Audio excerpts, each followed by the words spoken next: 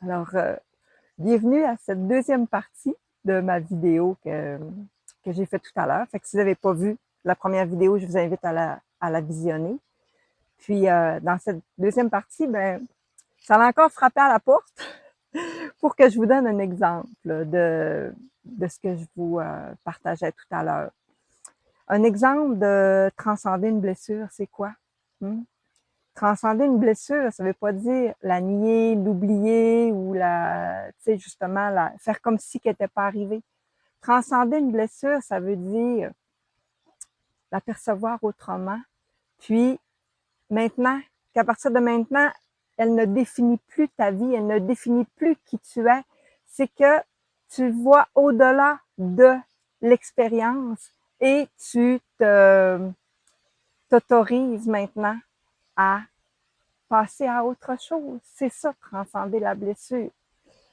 Et je vais vous donner comme exemple, moi j'ai une blessure qui a défini ma vie longtemps, qui m'a apporté une grande blessure de rejet, c'est arrivé vers l'âge de 10 ans. Et je raconterai pas l'expérience, ça serait trop long à raconter. Mais bref, c'est une blessure qui a fait en sorte que ça m'a apporté un sentiment très fort de rejet. Alors, à partir de cet événement-là, c'était ancré en moi, comme l'expérience était cristallisée en moi, puis ça a fait que, étant donné que ça m'a généré beaucoup de rejet, bien, la vie m'amenait toujours des situations de rejet pour que je puisse transcender cette blessure-là. C'est comme si il y avait une partie de moi qui était restée accrochée dans l'expérience, qui était restée dans cette expérience-là. Puis, au fil des années, ben, à chaque fois que j'avais une blessure de rejet, ça ravivait cette blessure-là, cet événement-là. Alors, j'étais consciente de la blessure. Je l'avais transcendée. Je croyais l'avoir transcendée complètement. Et puis, non, il en restait encore. Parce que souvent, c'est comme des couches d'oignons. Hein? C'est qu'il y a le cœur qui est l'engramme, le cœur qui est la blessure, l'engramme, l'événement perturbateur qui est arrivé. Puis, à un moment donné, ben là, ça fait des couches on enveloppe, c'est comme par préservation, pour se préserver, ben, c'est comme été enveloppé. Puis, au fil du temps, ben, on défait des couches. Fait que la blessure se libère doucement, par la pleurer, la libérer. Puis, à un moment donné, on en vient à l'engramme. Puis l'engramme, bien là, c'est le cœur. Puis là, à un moment donné, ben, ça vient par se dissoudre, le cœur.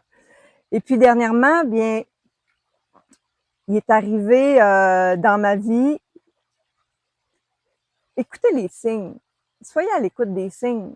Parce que quand la blessure est prête à être transcendée, il y a des choses qui rentrent dans votre champ d'énergie, dans dans vos champs d'énergie, donc dans votre environnement extérieur. Il y a des indices, il y a il y a des choses qui entrent. Alors moi, dans mon cas, dans ma vie, premièrement, il y avait rentré un nouveau collègue de travail qui venait de ma ville natale, que j'aimais beaucoup, de Saint-Gédéon. Et puis, l'autre collègue de travail, quelques jours plus tard, qui est arrivé, venait de ma nouvelle école, où est-ce que j'avais été changée d'école.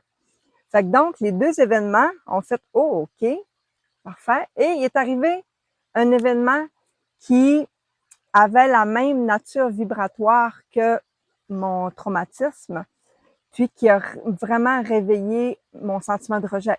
Fait que je me suis vraiment sentie rejetée. Puis là, je l'ai reconnu. J'ai reconnu la blessure de rejet. Je l'ai regardée, je l'ai observée.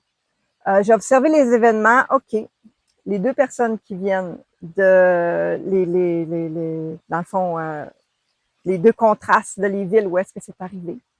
Ma nouvelle vie, où est-ce que j'étais rendue, et l'ancienne que j'aimais beaucoup. Et il est arrivé un événement semblable à ce qui s'était passé, puis qui a ravivé mon sentiment de rejet. Alors, à partir de là, j'ai observé ça, j'ai dit, OK, j'ai reconnu la blessure de mon enfance. Et là, j'ai fait, je vais te regarder comme il faut.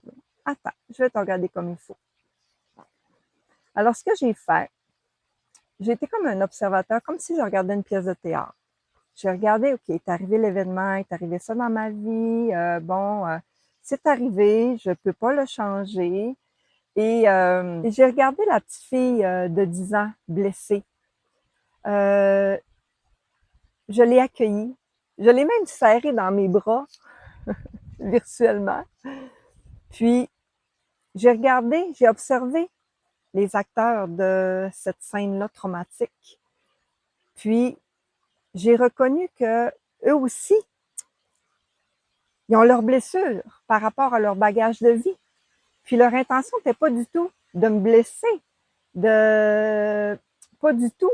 Alors, tu sais, dans l'ici et maintenant, j'ai changé ma perception vis-à-vis de l'événement.